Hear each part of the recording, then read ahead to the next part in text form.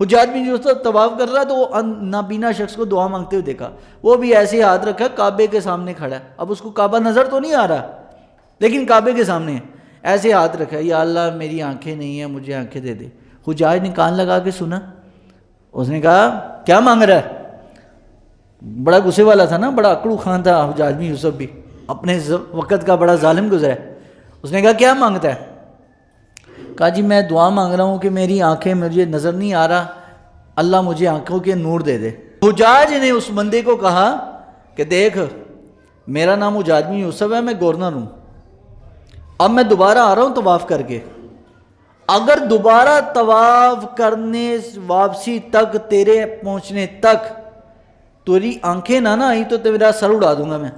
اب بھائی حجاج تو طواف کے لیے گیا، اب دعا کرے کہ اللہ آج آنکھیں دے دے، آنکھیں نہ ملی تو اب جان جائے گی۔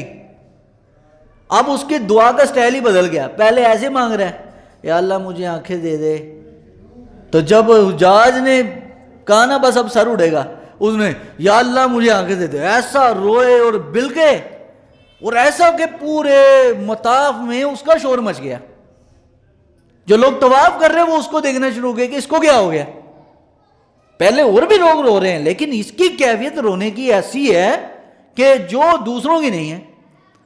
وہ اتنا رویا کہ حجاج بن یوسف کے دوبارہ پہنچنے سے پہلے اس نے ایسے دل سے صدا کی نا کہ اس کی دعا قبول ہوئی، اس کی آنکھیں واپس آ گئی۔